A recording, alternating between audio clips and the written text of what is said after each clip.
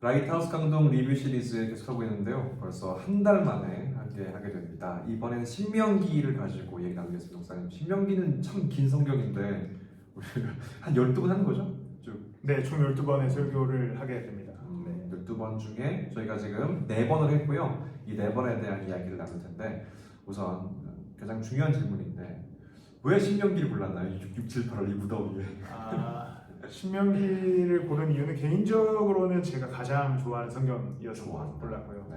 그리고 저희가 올해 주제가 역동이라고 하는 주제인데 역동이라는 주제에 맞춰서 어떤 성경이 가장 적당할까 해서 저희가 첫 번째 주기도문 시리즈 했지 않습니까? 네. 그래서 기도로 역동하는 것 세간에서 이야기 나눴었고 마가복음을 통해서 예수 그리스도로 역동하는 것을 나눴었고 신명기를 통해서는 그러면 어떤 구약의 이야기 가장 역동했던 한 사건 이스라엘 백성들이 이집트를 지나 광야를 지나 가나안으로 들어가는 이야기를 하면 가장 역동적인 이야기 속에서 말씀을 나눌 수 있겠다 해서 신명기를 골랐습니다. 큰 주제는 위로라고 하셨더라고요. 주제 자체가 역동 속에서의 어떤 위로가. 근데 진짜 사실 읽어보니까 위로가 있긴 하더라고요. 근데 그 주제를 위로라고 한 또 의미가 있나요?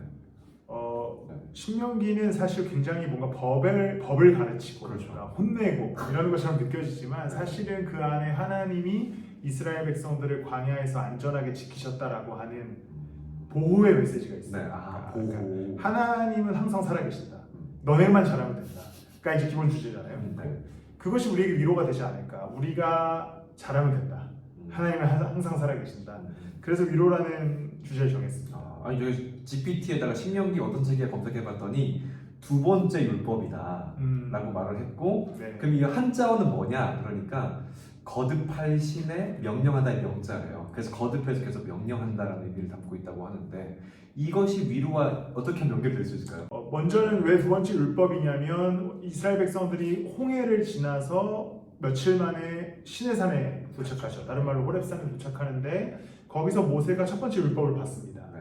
그리고 나서 가데스바네아라는 곳을 향해 가서 정탐꾼을 보냈다가 이스라엘 안에서 분열이 일어나서 가나안 땅에 못 들어가게 되죠. 그렇죠. 네. 그리고 나서 40년의 세월을 광야에서 보냅니다.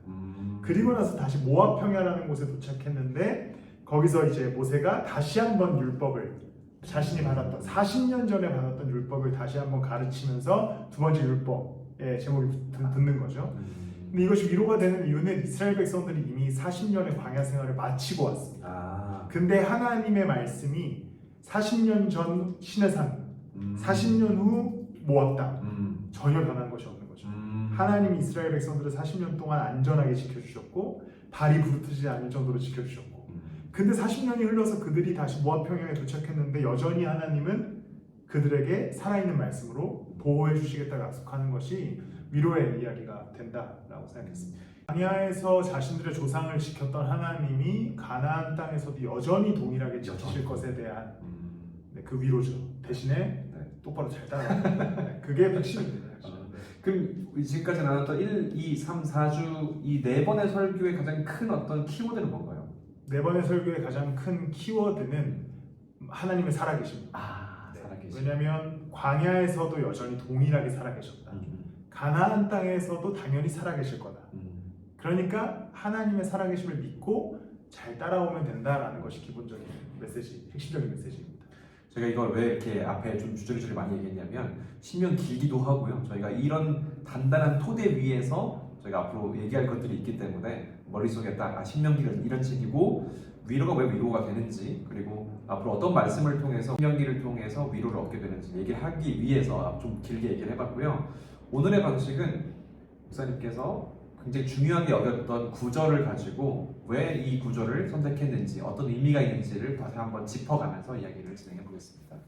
첫 번째는요. 그에게서 당신으로 라는 주제로 이야기를 하게 되는데요. 첫 번째 구절 신명기 2장 7절입니다. 제가 읽어볼게요. 주 당신들의 하나님이 당신들이 하는 모든 일이 복을 내려주시고 그 넓은 광야를 지나는 길에서 당신들을 보살펴 주셨으며 지난 40년 동안 주 당신들의 하나님이 당신들과 함께 계셨으므로 당신들에게는 부족한 것이 아무것도 없었습니다. 이건 어떤 의미입니까? 이것이 저희의 핵심 구절이었고요. 그쵸. 그러니까 광야에서의 생활을 정리한 이스라엘 백성들이 가나안 땅 앞에서 모세가 이야기하기를 하나님이 항상 너희와 함께했다. 당신들과 항상 함께 있었으니 너희들이 부족한 것이 없었다라는 과거 광야에 관한 그렇죠. 회상이잖아요. 네. 이게 되게 중요한 말씀입니다, 사실은. 왜냐하면 우리는 광야라고 하는 것을 하나님의 부재의 장소로 생각할 때가 종종 있습니다. 부재. 보통 나 지금 인생이 광야야, 나 진짜 광야와 같은 삶을 살고 있어. 그런 것에 이야기할 때 항상 전제가 뭐냐면 하나님이 계시지 않아. 없어. 하나님이 광야 끝에서 나를 기다리고 계셔. 멀리서. 네, 이렇게 생각하는데 사실상 하나님은 광야에서도 이스라엘 백성들과 항상 동행하셨다. 그런데 우리는 항상 하나님을 어떻게 생각하냐면 그로 생각합니다. 그가 언젠가 나를 도우시겠지. 그가 나에게 복을 주시겠지. 그가 나의 예배를 받으시겠지. 그런데 오늘 말씀을 우리가 2장 7절 말씀에서 보면 하나님은 항상 함께 계시죠. 나에게는 그로 존재하는 분이 아니라 내 옆에 너로 존재하죠. 당신으로 존재하는 거죠. 당신은 지금도 나와 함께 계십니다. 당신은 내가 지금 광야에 있으나 광야에서도 나를 지키고 계십니다. 이러한 이야기를 하기 위해서 이 본문을 핵심 구조로 정했습니다. 그래서 너로 오는 거야, 당신으로 오는 거야 라고 보여주시는 부분이고요. 네. 다음에도 신명기 5장 4절 이런 얘기하셨습니다. 주님께서는 그 산 불 가운데서 당신들과 함께 서로 얼굴을 마주보고 말씀하셨습니다. 그거는 그 당시에 있었던 호렙산에서 했던 얘기인가요? 네, 호렙산의 이야기를 이제 한 것이고, 이 말씀에서도 우리가 들을 수 있는 이야기는 하나님이 이스라엘과 얼굴을 마주하신다. 당신으로 있는 거죠. 그러니까 하나님은 항상 우리에게 당신으로 있습니다. 그는 저기 어딘가에 계셔. 이 얘기가 절대 아니라 그렇지. 하나님은 항상 나의 옆에, 나와 당신의 이야기로 있다라는 이야기를 하기 위해서 이 구절을 골랐습니다. 제가 목사님 옆에 있는데 그는 이렇게 말해서 네, 그렇죠. 또 신명기 4장 7절 9절인데요. 주 우리의 하나님은 우리가 기도할 때마다 우리 가까이에 계시는 분이십니다. 이와 같은 하나님을 모신 위대한 민족이 어디에 또 있겠습니까? 이건 사실 그냥 설명하지 않아도 굉장히 큰 위로가 되는 거죠. 왜냐하면 이스라엘이라고 하는 나라의 역사를 보면 40년 동안 광야에 있었습니다. 그러니까 나라도 아니죠, 사실. 그냥 거류민이거나 그냥 유목민족이죠. 그렇죠. 근데 이 민족한테 모세가 오늘 이야기하는 게 위대한 민족이다라고 얘기해요. 근데 이 위대한 민족이라는 호칭을 받게 되는 것은 이 이스라엘 백성들이 부유하거나 혹은 군사력이 뛰어나서는 아니죠. 전적으로 하나님이 함께 하시니까 위대한 민족이 되는 거죠. 하나님이 이스라엘의 기도를 들으신다. 하나님이 함께 하신다. 너는 위대하다. 이거 우리에게도 굉장히 큰 위로가 되는 것이죠. 우리가 광야와 같은 시간을 지나가고 또 어렵고 힘든 시기들을 건너갈 때가 있지만 먼저는 그가 당신으로 나와 함께한다. 나와 오늘 동행하고 계신다라는 게 첫 번째 위로가 되고, 또 하나는 내 삶이 궁핍하고 좀 좌절감을 겪고 힘들지라도 내가 하나님과 함께하면 나는 위대한 사람이 된다. 그 가치의 업그레이드가 되는 거죠. 그래서 위로가 된다라는 것으로 이 신명기의 전체적인 배경을 가지고 위로에 관한 이야기를 나눴었습니다. 진짜 위로됐겠네요. 40년 동안 힘들고 매출하게 만나면 먹긴 했겠지만 사실 피폐하잖아요, 삶 자체가. 근데 위대하다고 말해주는 그 말이 이들에게 큰 위로가 됐겠구나 생각이 듭니다. 두 번째나 설교로 가볼게요. 신명기 시리즈 두 번째는 너를 위한 법이다. 이거 그가 아니라 너라고 표현했고요. 신명기 5장 15절 말씀인데요. 너희는 기억해라. 너희가 이집트 땅에서 종살이를 하고 있을 때에 주 너희의 하나님이 강한 손과 편팔로 너희를 거기에서 이끌어냈으므로 주 너희의 하나님이 너희에게 안식일을 지키라고 명한다. 이스라엘에게 있어서는 율법이 가장 중요한 법이잖아요. 그래서 사실 이 본문은 법에 관한 이야기, 율법에 관한 이야기를 모세가 한 번 더 되풀이하는 신신당부의 이야기잖아요. 근데 그 중에서 안식일에 관한 이야기를 지금 제가 쏙 빼집어서 이야기했습니다. 그렇죠. 그 이유는 이스라엘 백성들은 이집트에서 노예로 있었던 사람들입니다. 그러니까 무자비한 노동, 착취, 그리고 갈굼, 쉬지도 못하고 쉼도 없는 노동자보다 더 못한 노예로서의 삶을 살던 이들에게 이집트를 탈출하자마자 하나님이 시내 산에서 준 메시지가 뭐냐면 안식해라. 아무것도 하지 말고 쉬어. 아무것도 하지 말고 쉬어도 돼 라고 하는 거잖아요. 사실 이거는 폭력적인 법이 아니라 엄청난 위로의 법입니다. 그렇네요. 아니 고대 근동에서는 여들에 일하고 이틀 쉬었다면서요. 네, 그건 이집트 없었다면서요. 땅에서요. 근데 그건 이집트의 노동자들의 그렇죠. 쉼이었고요. 네, 네. 근데 이스라엘은 그런 게 없었습니다. 그냥 노동자였고 이집트도 굉장히 선민의식이 강한 민족이었기 때문에 이스라엘을 굉장히 핍박했을 텐데 그들에게 주어진 하나님의 법이 아무것도 하지 말고 쉬어. 아무것도 안 해도 돼. 진짜 위로가 되겠네. 네, 엄청난 위로가 되는 거죠. 기억해라, 네. 지켜라. 네. 그리고 이제 요한복음 14장 27절 말씀, 참 이게 많은 분들에게 위로되는 말씀일 텐데, 나는 평화를 너희에게 남겨준다. 나는 내 평화를 너희에게 준다. 내가 너희에게 주는 평화는 세상이 주는 것과 같지 않다. 너희는 마음에 근심하지 말고 두려워하지도 말아라. 이 말씀을 이제 두 번째 시리즈에 넣었습니다. 어떤 의미입니까? 이스라엘 백성들이 안식일이라고 하는 법을 통하여서 위로를 받았다면 네. 그리스도인들은 현대를 살아가는 그리스도인들은 어떻게 위로를 받을 수 있을까? 예수 그리스도께서 우리 가운데 말씀으로 오셔서 하시는 이야기가 나는 평화를 주러 왔어. 와. 나는 세상이 주는 평화가 아니라 내가 주는 평화를 주러 왔어. 예를 들어 이스라엘에게 너는 이집트의 신이 아니야. 나 너희들의 신이야. 위로를 주러 왔어. 이 예수 그리스도께서 우리에게 오셔서 나는 세상의 신이 아니야. 너희들의 신이야. 위로를 주러 왔어. 평화를 주러 왔어. 그러니까 근심하지 말고 두려워하지 마. 같은 맥락에서 우리에게 위로가 된다고 생각했습니다. 예수 그리스도께서 우리에게 주신 평화, 세상에서 정말 어렵고 힘들게 하루하루를 살아가다가 그리스도 앞에 나아가면 내가 평화를 준다. 이것은 그리스도인들이 가질 수 있는 엄청난 위로라고 생각했습니다. 최고의 평화죠. 네. 하나님 근심하지 말아라. 네. 좋습니다. 세 번째 시리즈, 세 번째 날에 있었던 얘기인데요. 이제 나의 행복을 위해라고 써 있습니다. 이 구절가요. 자, 여기서 신명기 8장 3절의 말씀인데요. 주님께서 당신들을 낮추시고 굶기시다가 당신들도 알지 못하고 당신들의 조상도 알지 못하는 만나를 먹으셨는데 이것은 사람이 먹는 것으로만 사는 것이 아니라 주님의 입에서 나오는 모든 말씀으로 산다는 것을 당신들에게 알려주시려는 것이었습니다. 이 문장 보면서 그러니까 이 8장 3절 읽으면서 이거 마태복음 4장 말씀과 연결된다 이런 느낌 들었어요. 맞습니다. 네, 예수 그리스도께서 시험 당하실 그렇죠. 때 네. 이제 이기셨던 사탄에게 네. 사람이 떡으로만 살 것 같은 하나님 말씀. 그렇죠. 이 말씀을 이제 인용하신 인용하신 거죠. 것이죠. 네. 이 말씀을 고른 이유는 우리가 어떻게 하면 행복하게 살 것인가. 왜냐하면 이제 이스라엘 백성들에게 모세가 가나안 땅에서 행복할 수 있는 비결에 대해서 이야기하거든요. 예, 예. 근데 그 비결이 뭐 별거 없습니다. 하나님 말씀 잘 따라가면 된다. 이게 비결이거든요. 그러면서 이제 모세가 어떤 이야기를 하냐면 너네가 광야에서 만나를 먹었다는 이야기를 하게 되는 거죠. 그렇죠. 그러면서 이스라엘 백성들이 만나를 먹게 된 이유는 하나님의 말씀으로만 살 수 있다는 것을 알게 하기 위함이었다라고 얘기하시는 거예요. 훈련이네요. 네, 훈련이었던 거죠. 근데 제가 만나라는 이야기를 하나의 주제로 삼은 이유는 만나는 이스라엘 백성들에게 선택의 문제가 아니었습니다. 그렇죠. 네. 예를 들어 우리가 현대 사회에서는 이거 먹을 수 있고 저거 먹을 수 있잖아요. 맞죠. 뭐 햄버거도 먹을 수 있고 순대국도 먹을 수 고기도 있고 먹을 수 있고. 고기도 먹을 수 있고 네. 선택의 문제지만 이스라엘 백성들에게 만나는 선택의 문제가 아니었습니다. 무조건 만나를 먹어야만 살 수 있었어요. 필수적인 음식이었던 것이죠. 그렇기 때문에 만나를 통해 이스라엘 백성들이 하나님의 말씀으로만 살 수 있다는 것을 배운다는 의미는 하나님의 말씀이 없이는 죽는구나. 생존할 수 없구나. 그것에 대한 깨달음이 있었던 거겠죠. 이스라엘 백성들이.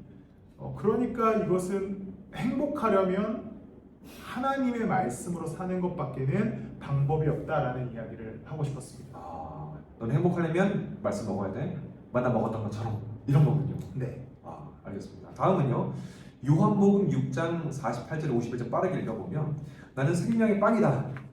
너희의 조상은 광야에서 만나를 먹었어도 죽었다. 그러나 하늘에서 내려오는 빵은 이러하니 누구든지 그것을 먹으면 죽지 않는다. 나는 너 하늘에서 내려온 살아있는 빵이다. 이 빵을 먹는 사람은 누구나 영원히 살 것이다. 내가 줄 빵은 내 살이다. 그것은 세상의 생명을 준다. 와, 이어지는 말씀이군요, 이게. 네, 위에서도 율법과 하나님 예수 그리스도의 말씀을 이제 그렇죠. 대치시켰다면 여기서도 만나와 그리스도가 내가 생명의 빵이야라고 얘기하신 것이 동일하다. 근데 심지어 예수님께서는 나는 영원한 생명의 빵이야라고 말씀하시죠. 그러니까 이스라엘 백성들이 만나를 섭취하면서 하나님 없이는 살 수 없구나라고 깨달음이 있었던 것처럼 우리도 그리스도를 묵상하고 그리스도의 말씀을 듣고 따라가면서 우리에게도 동일하게 있어야 되는 묵상은 예수님 없이는 살 수 없구나. 이것이 동일하게 나와야 되는 겁니다.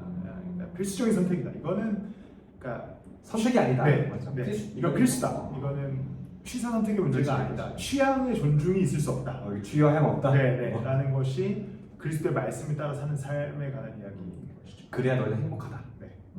그러니까 결국에는 위로라고 해놓고 그렇죠. 사실 뭐 거듭 말씀하신 거네요. 이런데 위로를 받으려면 말씀을 잘 지켜야 된다 이거죠. 하지만 또 우리는 또 잘 안 읽잖아요. 그러니까 그렇습니다. 읽어보면서도 이게 위로될 수 있어요. 네. 마지막 네 번째인데요. 네 번째 지난주에 했던 말씀은 일단 너를 위한 땅이다. 공간, 목표에 대한 얘기를 하셨어요. 네. 자, 신명기 11장 10절에서 12절 빠르게 읽어보면요. 당신들이 들어가서 차지할 땅은 당신들이 나온 이집트 땅과는 다릅니다. 이집트에서는 채소밭에 물을 줄 때처럼 씨를 뿌린 뒤에 발로 물을 댔지만 당신들이 건너가서 차지할 땅은 산과 골짜기가 많아서 하늘에서 내려온 빗물로 밭에 물을 댑니다. 주 당신들의 하나님이 몸소 돌보시는 땅이고 주 당신들의 하나님의 눈길이 해마다 정초부터 섣달 금음날까지 늘 보살펴 주시는 땅입니다. 이거 참 땅에 대한 얘기인데 의미가 있어요. 네. 이것을 그냥 읽으면 지나칠 수 있는 부분이라고 생각했는데요. 저는 네. 굉장히 큰 은혜가 됐습니다. 먼저 얘기하시는 게 이겁니다. 이집트는 나일강이 흐르잖아요. 그렇죠. 그래서 물이 범람했을 때 댐을 여기서는 세바력 성경에서는 발로 물을 댄다라고 그렇죠. 쓰지만 사실 댐이죠. 개역 개정을 보면 댐으로 해석하는데요. 댐을 만들어서 그 물을 보관했다가 밭에다가 물을 주는 방식으로 농업을 했던 것이죠. 네. 그거는 인간이 통제할 수 있습니다. 댐을 만드는 건 인간의 노력이잖아요. 네. 근데 이어서 하나님 말씀하시는 게 너네가 건너가서 차지할 땅, 가나안 땅은 산과 골짜기가 많다. 결국 댐을 못 만든다는 거죠. 산과 골짜기가 많으면 댐을 못 만드니까 그들이 농업을 할 수 있는 유일한 것은 비다. 그럼 비는 누가 내리냐? 하나님이 내리신다. 그러니까 이 말씀을 통해 제가 얘기하고 싶었던 것은 하나님의 온전한 통치 그리고 하나님을 따르는 사람들의 완전한 의존. 그러니까 비라고 하는 것은 인간의 노력이 1%도 개입될 수 없는 그렇죠. 거잖아요. 내려줘야 하는 거잖아요. 네, 지금도 그렇고요. 그렇죠. 근데 하나님이 비를 준비하신다. 와. 이른 비와 늦은 비를 준비하시는데 이것을 경험하려면 백성들의 완벽한 의존이 필요하다라는 이야기를 하고 있습니다. 저 의존이란 말은 사실은 세상에서 안 쓰는 말이잖아요. 그러니까 의존하지 말라고 하잖아요. 네, 그렇죠. 자립해야 된다. 네. 의존하지 말고. 그런 말 진짜 많이 들었어요. 네. 어렸을 때부터. 그러나 세상에는 그렇게 살아갈 수밖에 없지만 네, 우리가 믿고 있는 이런 신앙의 문제에서는 완벽한 의존이다. 네. 다른 관점이에요. 그 이야기를 설교 중에도 했습니다. 네. 보통 세상은 누군가를 의존한다고 하면 되게 나약하다고 생각하거든요. 나약하죠. 네. 실제로 나약할 수 나약한 있는 거죠. 어떻게 보면. 그러니까 의존이라고 하는 것은 누군가를 굉장히 나약하게 만드는데 네. 오늘 이 본문에서 제가 준비하지 않았죠. 뒤에 신명기 말씀을 보면 하나님이 뭐라고 얘기하냐면 나를 믿고 따르는 사람들은 내 능력으로 살게 된다라고 얘기하죠. 와, 멋지다. 그러니까 결국에 하나님을 의존하는 것은 세상에서 인간을 의존하는 것과는 다르게 그의 능력이 내 능력이 되는 거죠. 그러니까 의존을 해야만 가장 강하게 되는 방법이 되는 겁니다. 그렇기 때문에 우리가 인간 사회에서는 누군가를 의존하는 게 나약해 보일 수 있지만 하나님을 의존하는 것은 나약해지는 길이 아니라 가장 강해지는 길인 것에 대해서 이야기 나눴었습니다. 기억납니다. 기억나는 분들은 다시 한번 들어보세요. 여러분 설교 있으니까 주변에. 마지막 한 구절인데요. 마태복음 11장 28절의 말씀인데요. 수고하며 무거운 짐을 진 사람은 모두 내게로 오너라. 내가 너희를 쉬게 하겠다. 이거 참 많이 인용되는 우리가. 결국에 예수 그리스도께서는 어느 구절에서 의존에 관한 이야기를 하셨을까라고 생각했을 때 이 구절이죠. 네. 나한테 와서 너희 짐을 다 내려놔라. 내가 너희를 쉬게 해주겠다. 예수 그리스도께서도 당연히 의존에 관한 이야기를 하셨고 그렇기 때문에 우리의 짐을 내려놓아야만 그리스도께서 우리에게 쉼을 주신다. 결국에 제가 설교의 결론으로 이야기했던 것은 인간이 의존하지 않고서는 해결받을 수 없는 문제는 당연히 죄의 문제입니다. 인간이 죄의 문제를 스스로 해결할 수 없죠. 이스라엘 백성들이 비의 문제를 스스로 해결할 수 없듯이 인간은 죄의 문제를 스스로 해결할 수 없습니다. 그렇기 때문에 예수 그리스도의 십자가를 온전히 의존하지 않고서는 우리가 살 수 있는 방법이 없는 거죠. 근데 그리스도가 뭐라고 얘기하시냐면 나한테 와라. 수고하고 무거운 짐진 자들아 다 내게로 와라. 음. 이것은 죄의 문제까지 해결하신 그리스도가 그렇죠. 삶의 문제도 동일하게 해결해 주시겠다라고 하는 약속입니다. 음. 그렇기 때문에 이스라엘 백성들이 비를 의존했다면 그리스도인들은 예수 그리스도를 의존해야만 온전한 삶을 살아갈 수 있다라는 이야기를 이 설교를 통해 나눴었습니다. 네, 좋습니다. 이제 앞으로의 4주에 대한 프리뷰를 좀 해주세요. 네, 저희는 12주의 신명기 설교를 4주, 파트 1, 파트 2, 파트 3로 나눠서 나누고 있고요. 첫 번째 파트 1은 우리가 신명기의 전체적인 배경과 흐름, 네. 주제, 목적지에 관해서 나누었다면 파트 2는 신명기에 나와 있는 규례, 율법에 관한 이야기를 나누게 됩니다. 예를 들어 이제 이번 주는 우리가 우상 숭배하지 마라. 신명기의 가장 핵심적인 또 명령이죠. 또 지난 다음 주는 이제 제사와 예배에 관한 이야기. 그렇게 파트 2는 우리가 지켜야 할 것들 속에서 위로에 관한 이야기를 나눌 거고요. 위로가 될지 모르겠어요. 그리고 마지막 4주는 사실 이스라엘의 이야기, 신명기의 이야기는 공동체를 향한 이야기, 이스라엘 공동체의 이야기죠. 누군가 개인에 관한 이야기가 아닙니다. 이것은 교회에 관한 이야기가 될 수 있겠다. 그래서 마지막 파트 3의 4주는 교회와 공동체에 관한 이야기를 나누게 될 겁니다. 네. 오늘 이렇게 지난 4주를 한번 정리해보는 시간 가져봤습니다. 신명기 말씀을 혹시 다시 한번 듣고 싶은 분들, 저희가 정리한 방식으로 듣고 싶은 분들은 저희 라이트하우스 강동 유튜브 채널을 통해서 확인해 보시고 또 재밌는 쇼츠가 어떤 쇼츠가 올라갈지 모르겠지만 기대해 주시면서 계속해서 예배에 이어지고 있는 신명기 놓치지 않고 함께 계속 이동했으면 좋겠습니다. 저희는 그러면 4번의 또 예배 말씀이 이어진 이후에 두 번째 시리즈로 찾아뵙겠습니다. 감사합니다. 교회 오세요. 끝.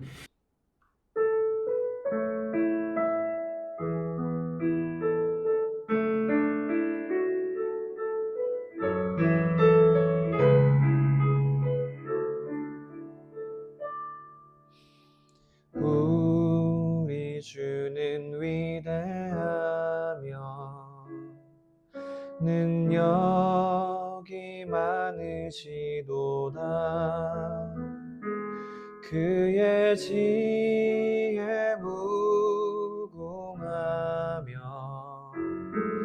인자는 영원하도다. 상한 자들 고치시며 상처를 싸매시도다. 별들의 수를 세시며 이름을 붙이셨도다. 그가 구름으로 하늘을 덮으시며 땅을 위하여 비 준비하시니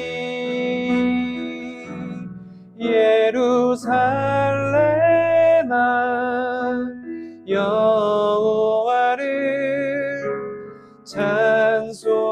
찬송할지어다. 내 하나님을 감사함으로 주 앞에 나가며 주 임재 앞에 경배.